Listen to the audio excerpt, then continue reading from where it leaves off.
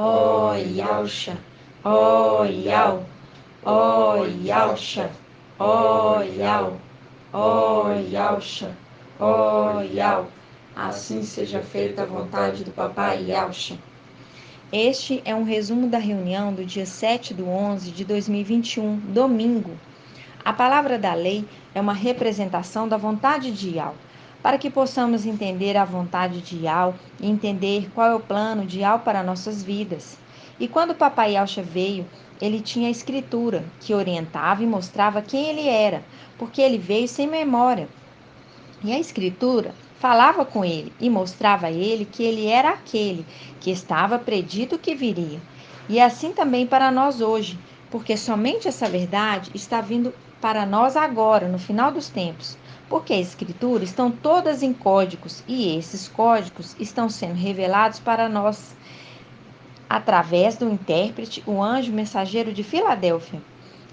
Como fala em Isaías 26:18, que fala: concebemos e tivemos as dores de parto, mas quando deu à luz, eis que era vento. Aqui, o vento são os anjos que nasceram nessa terra, conforme Salmo 104:4 e Hebreus 1:7, que diz: faz dos teus anjos ventos e dos teus ministros labaredas de fogo. E essas palavras da verdade são para nós, mostrando quem nós somos. Lembrando que ao Supremo, invisível, porque ninguém pode ver, se manifesta através de suas duas faces. Por isso, Jacó, lutando com o anjo, disse: vi Iau face a face, e a minha vida foi salva. Ali, ele luta com uma das faces de Iau Supremo. Os que são de Esmirna nunca viram a face de Iau, mas Filadélfia sempre contemplava a face de Iau invisível lá em cima. No nosso meio tem os filhos de Adão, que são descendentes de Alxa, Sardes vestes limpas, e os seres celestiais, que são Filadélfia, filhos de Alxa. E esses filhos de Alxa são todos gerados no céu. Sardes vestes limpas são os descendentes de Alxa, filhos de Adão, os que ouviram e receberam a mensagem do reino. Adão é filho de Alxa. Os filhos de Adão são descendentes de Alxa e são chamados descendentes porque foram gerados na semelhança de Adão caído por causa do pecado, diferente dos que foram gerados lá em cima, anjos eleitos que continuavam na obediência. E Iau pega os descendentes feitos do pó da terra, infunde o espírito neles, e isso começando lá em Pentecostes com os de Esmirna, e coloca eles no templo de Iau. E isso é o selamento, o compartilhar do Espírito. Satanás, que é imitador, pega o falso profeta que faz uma imagem, infunde nesta imagem o Espírito e coloca dentro do templo. E esse templo é o Vaticano, Babilônia. Ali é a profanação.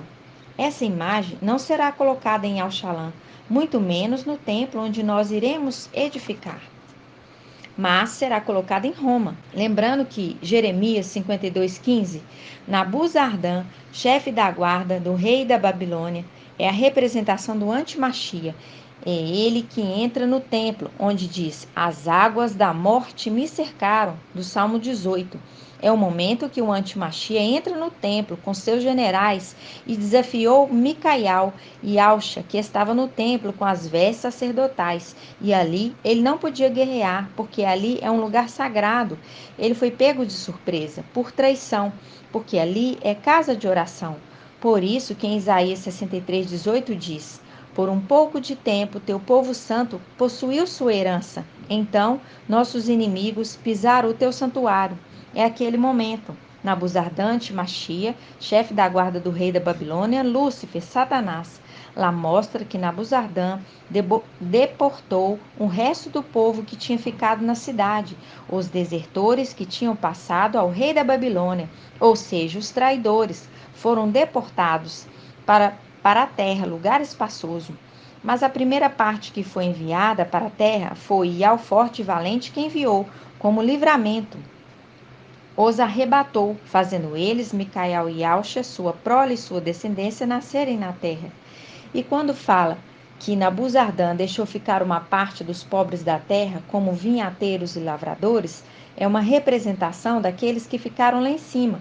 Ial poupou os humildes, uma tribo inteira, representação de 7.000, e 7.000 representa a plenitude de uma tribo, a tribo de Benjamim.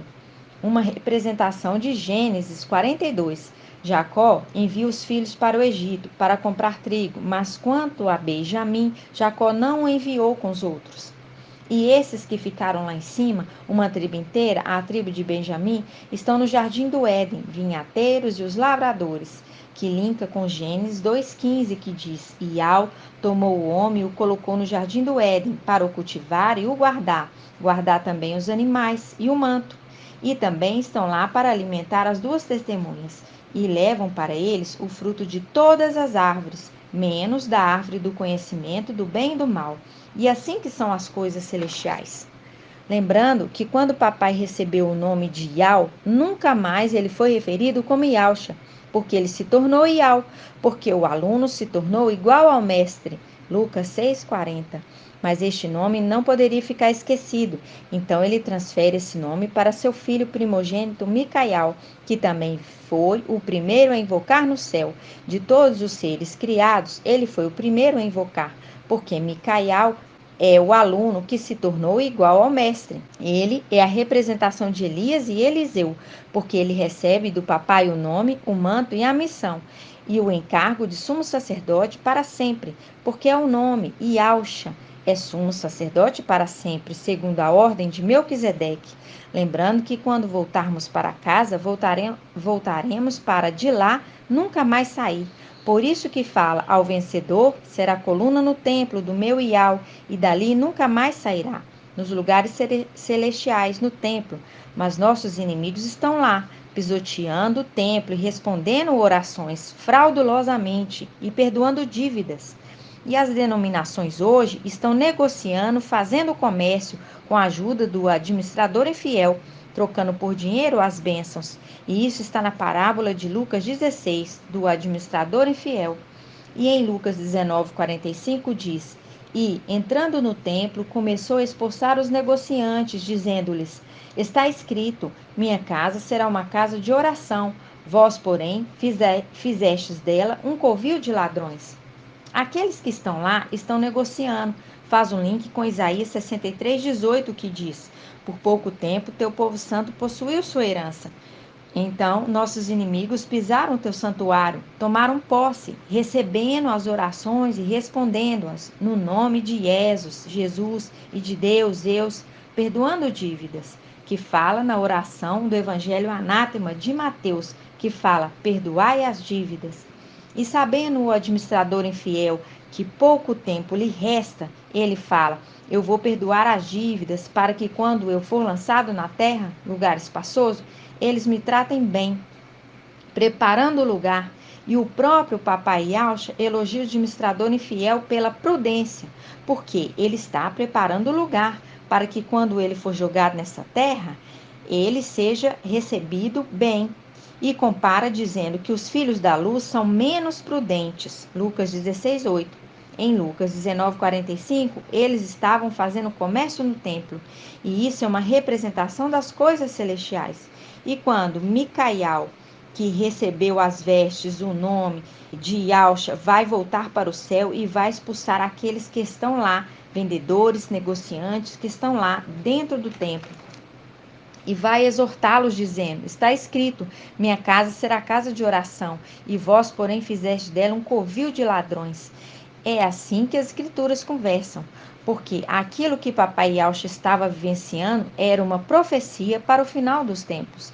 Porque aquele que recebe o nome de Yalcha e as vestes de Yalcha, ele pode dizer, a minha casa é a casa que ele cuida para Yal. Por isso, papai Yalcha disse em Lucas 6:46, por que me chamais mestre, mestre, mas não fazeis o que eu digo?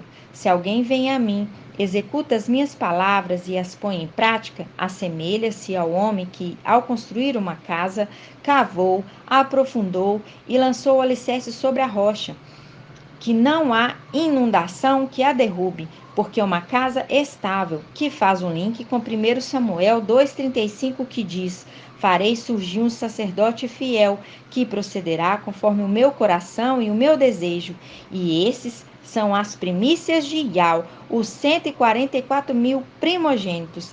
E lhe construirei uma casa estável, o templo, e ele andará sempre na presença do meu ungido, porque eles andarão sempre juntos, e Iau, Micaial e os 144.000, porque aquele que cuidava do templo foi elevado e agora é ao forte e valente, e Iau, que cuida do templo, porque é sacerdote para sempre. E essa profecia ainda vai se cumprir, porque a casa não está estável. E quando esse, que recebeu o nome de Iau, voltar com seu exército e expulsar os inimigos de lá, aí sim, esta casa ficará estável. Quando o papai Iau estava na terra, ele expulsou os negociantes do templo na terra. No céu, ainda não tinha sido tomado pelos nossos inimigos. Estava apontando para um acontecimento que ainda ia acontecer no céu. Papai Iau outorgou para Micaial fazer o rito em seu lugar enquanto ele estava na terra. E isso mostra em Levítico 16:32. Ele tirou o manto e se fez homem, deixou o manto com Micaial. Lembrando que as vestes não estavam embebidas de sangue nesse momento. Ele passou temporariamente.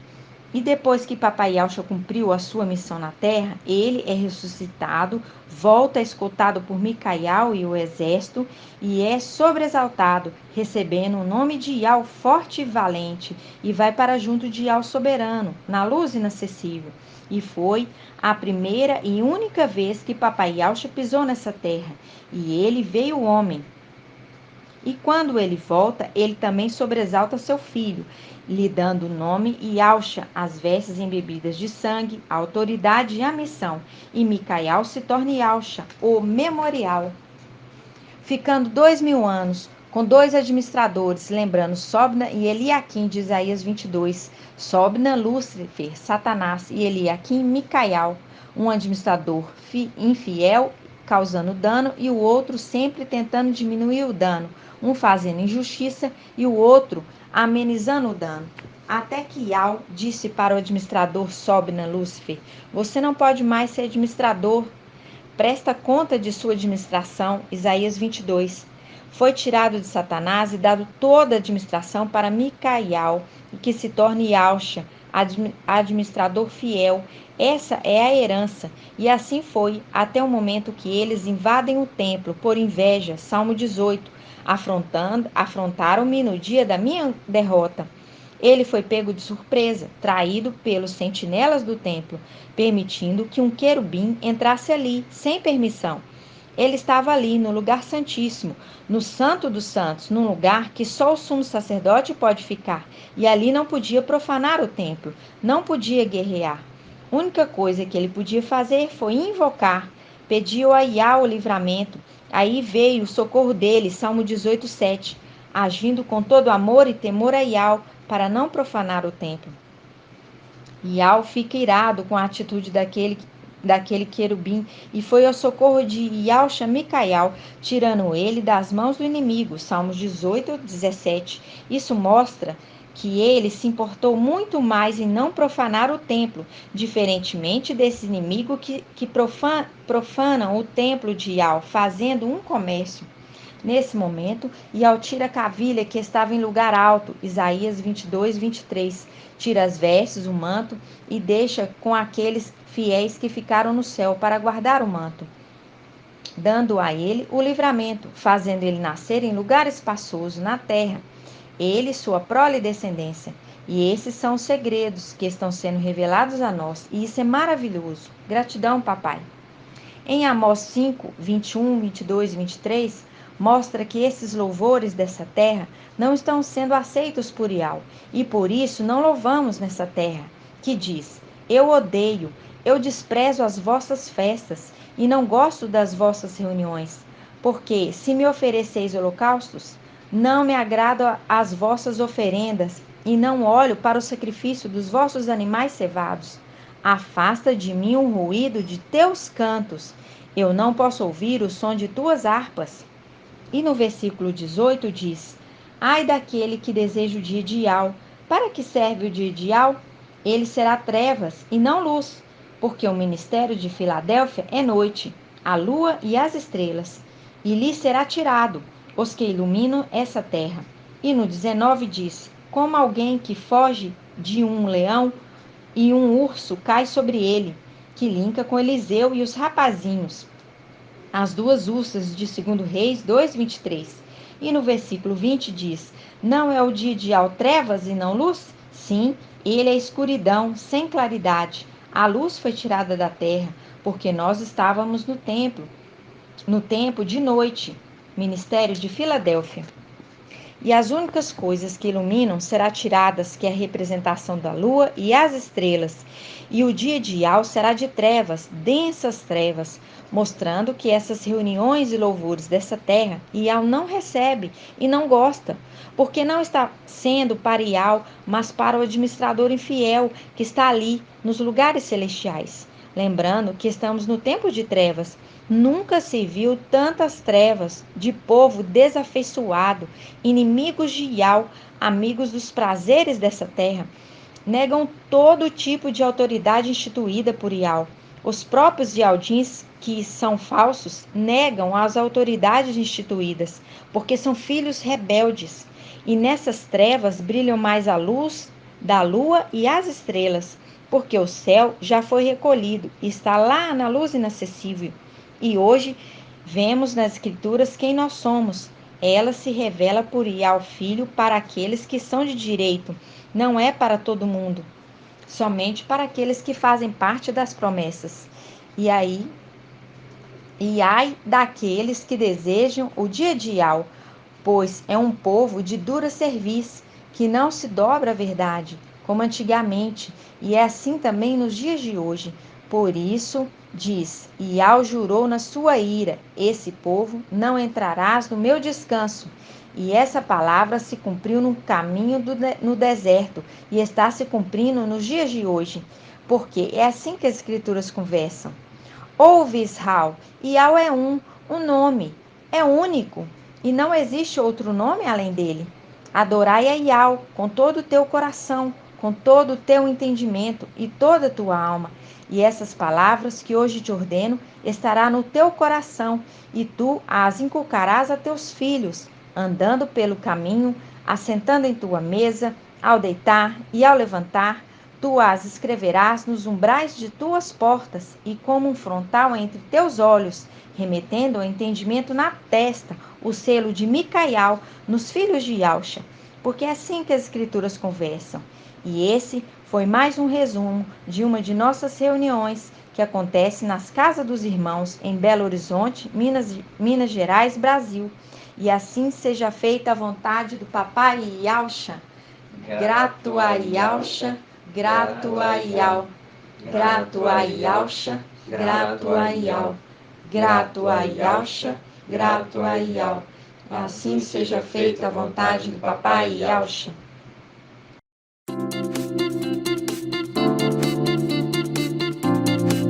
Canal Ensinos de Ial e Yauxa, levando a palavra do reino e da justiça para os 4 cantos da terra.